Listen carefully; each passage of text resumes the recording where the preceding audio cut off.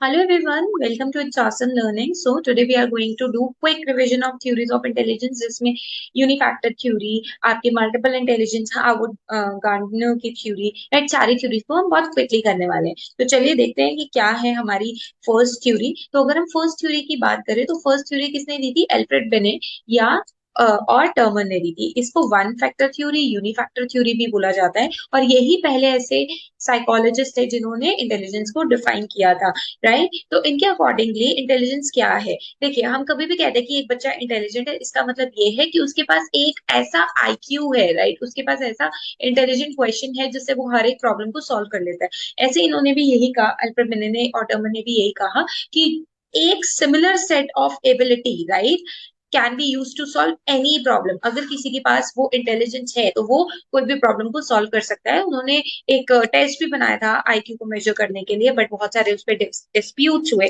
जिसकी वजह से वो रह ही गया बीच में। But these days we use one method, ये आपको पता है आईक्यू को निकालने के लिए। तो मेंटल एज होती है आपकी कि जैसे अगर मेंटल एज का ना बेसिकली एक चार्ट रहता है, तो जो 90 या 90 से ऊपर वाले लोग होते हैं, 90 प्लस या 90 टू 100 वाले, वो एवरेज में आते हैं, राइट।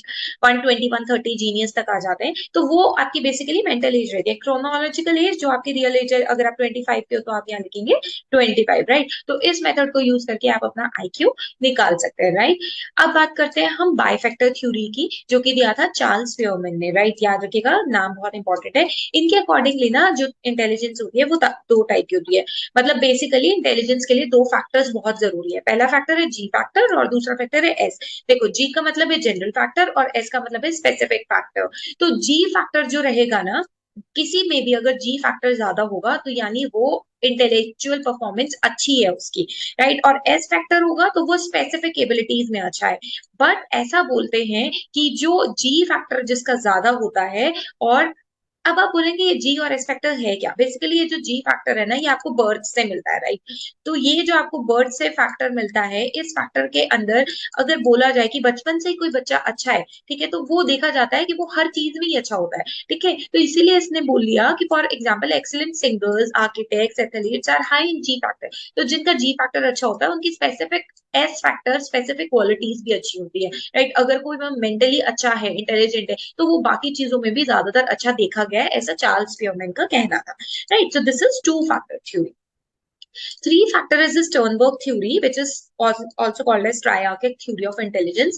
इनके अकॉर्डिंगली इंटेलिजेंस क्या थी कि इंटेलिजेंस में बच्चा इन तीन तरीके से इंटेलिजेंस को मापा गया है, मतलब देखा गया है। तो इंटेलिजेंस में फर्स्ट आता है एनालिटिकल यानी कंपोनेंशियल। इसके अंदर बच्चे की प्रायर नॉलेज चेक होती है।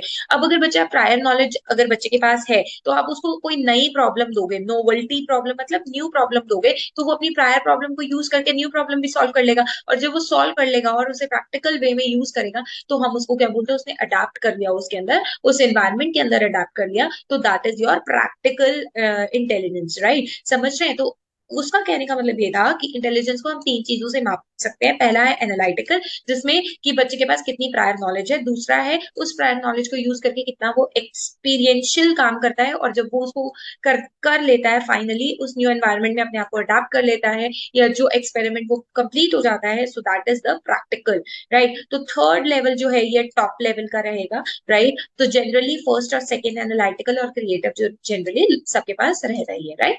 नेक्स्ट है हमारी जो आपकी थ्योरी है लुइस थर्स्टन की, प्राइमरी मेंटल एबिलिटीज थ्योरीज। ये याद रखिएगा, इसके 7 मेजर फैक्टर है। ये इतनी इंपॉर्टेंट नहीं है बट फिर भी ये क्विक रिविजन है, तो ये याद रखिएगा। मैंने सिंपल SPN VMWR इस तरीके से लर्न किया था। आप कोई भी इसका निमोनिक बना सकते हैं, मैं आपको एक्सप्लेन कर देती हूँ। अगर कोई भी बच्चा इंटेलिजेंट है तो वो वर्ड में फ्लुएंट होगा, वर्बल कॉम्प्रिहेंशन, राइट, बोलते हुए वर्ड्स को अच्छे से कॉम्प्रिहेंड करेगा, अंडरस्टैंड करेगा। स्पेशल एबिलिटी, ठीक है, स्पेस कितना है, एरिया कितना है, इन सब चीजों की नॉलेज होगी। स्पीड अच्छी होगी, न्यूमेरिकल एबिलिटी, मैथ्स में अच्छा होगा, रीजनिंग में अच्छा होगा, मेमोरी उसकी अच्छी होगी। तो ये जो कुछ फैक्टर्स थे ये लुइस थर्स्टन के फैक्टर थे, which is primary mental ability theory. एक और थ्योरी बहुत फेमस है जिसपे बहुत क्वेश्चन बनते हैं, फ्लूइड इंटेलिजेंस और क्रिस्टलाइज इंटेलिजेंस। ये कैटल ने दी थी, ध्यान रखिएगा। अब कैटल जी का ये कहना था कि जब जो इंटेलिजेंट हमें बचपन से मिलती है यानी इनहेरिटेड होती है ना, उसे फ्लूइड बोलते हैं। यानी आप बोल सकते हैं मदर की वॉर्म से मिल रही है, माँ की कोख से मिल रही है, that is a fluid intelligence, जिसके अंदर बेसिकली क्या हो रहा है कि involve being able to think and reason abstractly and solve the problem. तो बच्चा क्या कर पा रहा है, थिंक कर पा रहा है, कॉम्प्लेक्स प्रॉब्लम को सॉल्व कर पा रहा है। और यहाँ पर देखिए solving puzzles, coming up with problem solving strategies, ये बचपन से ही उसके पास है। अब क्रिस्टलाइज में जब वो अपनी लर्निंग के अकॉर्डिंगली, एक्सपीरियंस के अकॉर्डिंगली इंटेलिजेंस को गेन करता है, मतलब गेन करने का मतलब ये क्या है, एक्वायर्ड कर रहा है, सीख रहा है, राइट। पैदा होने के बाद कुछ चीजें उसने ऐड करी, राइट, तो वो किसमें कहलाएंगी, क्रिस्टलाइज इंटेलिजेंस। जो उसने आके इस बर्थ होने के बाद कुछ समय बाद अपने लर्निंग से, अपने एक्सपीरियंस से सीखा, that is the crystallise intelligence. I hope this is clear to you. अगर वीडियो समझ में आ रही है तो please hit the like button. Next the last one is, बहुत इजी तरीके से समझाऊंगी, एक ही आपके लिए ट्रिक है यहाँ पे, किल मीन्स। तो किल मीन्स है क्या, ये 8 आपके वर्ड्स है। K for kinesthetic, right, bodily kinesthetic हम बोल सकते हैं। I for interpersonal, right, L for linguistic, then again L for logical mathematics, then M for your sorry, M for musical, then I for intrapersonal, N for naturalistic, and S for spatial. So basically इन सबको मैं एक एक करके explain कर देती हूँ बहुत quickly. Bodily kinaesthetic जो लोग होते हैं ना, जिनमें इस टाइप की इंटेलिजेंस होती है, वो एथलीट, प्लेयर, क्रिकेटर, ये सारी चीजें बनते हैं, राइट। वो बॉडी स्मार्ट होते हैं, उनकी बॉडी एक्टिव रहती है, राइट। उसके बाद होता है इंटरपर्सनल। देखिए इंटरपर्सनल का मतलब होता है कि उनको किस तरीके से कम्युनिकेट करना है, एंकर, राइट, जैसे एंकर्स लोग होते हैं, राइट, तो उनको वो चीजें करनी आती है, कम्युनिकेशन का बहुत अच्छा होता है, राइट। लिंग्विस्टिक इंटेलिजेंस जिसके पास होती है, मतलब गार्डनर जी ने 8 ये फैक्टर दिए थे, ठीक है, तो ये 8 फैक्टर्स ये बताते हैं कि ये सारी चीजें अगर किसी में ये स्पेसिफिक है तो वो आगे जाके प्लेयर या एथलीट इस तरीके का कुछ चूज करता है, राइट। तो ये इनकी इंटेलिजेंस होने की वजह से ही एक पर्सन के अंदर ये सारे कैरेक्टरिस्टिक्स होने की वजह से वो उस चीज में अच्छा रहता है। लिंग्विस्टिक में लैंग्वेज में कोई अच्छा है, राइटर है, पोइट है। मैथमेटिक्स में आप बोल सकते हैं मैथमेटिशियन बन सकता है, राइट, साइंटिस्ट बन सकता है, राइट, फिजिक्स बन सकता है, नेचुरलिस्ट, नेचर से बहुत प्यार है, नेचर स्मार्ट जो लोग रहते हैं वो होता है नेचर स्मार्ट, राइट। इंट्रापर्सनल होता है सेल्फ स्मार्ट, राइट, मतलब उसको पता है कि किस तरीके से चीजें डील करनी है, किस तरीके से लोगों से बात करनी है। इंटर का मतलब होता है जब हम एक से मल्टीपल लोगों को बांट देते हैं, राइट। इंटर मतलब आपने सुना ना इंटरनेशनल, तो एक कंपनी है जो बहुत ही नेशंस के साथ क्या हो रही है, कनेक्टेड है, सो वो that is the international. But international होता है वो सेल्फ स्मार्ट होता है, सेल्फ एक्टिव होता है।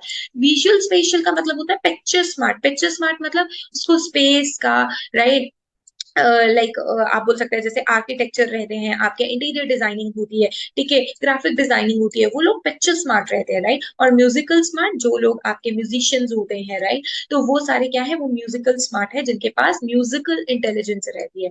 तो ये जो 8 फैक्टर्स हैं ये गार्डनर ने दिए थे, होवर्ड गार्डनर ने। इनमें से किसी के भी एक क्वेश्चन बन सकता है कि एक पर्सन है वो पॉइंट है, तो उसके अंदर कौन सी आपकी इनमें से इन 8 इंटेलिजेंस में से कौन सी होगी, राइट, तो वो होगा आपका लिंग्विस्टिक, क्योंकि वो वर्ड स्मार्ट है, राइट। तो आप इस तरीके से चूज करने के लिए पेपर में आ सकता है सीटेट में। I hope this is clear to you. I have tried myself best की सिंपल से सिंपल वे में इजी तरीके से आपको एक्सप्लेन कर पाऊँ, right. So this is all for today. Thank you so much for watching. Please hit the like button, subscribe the channel.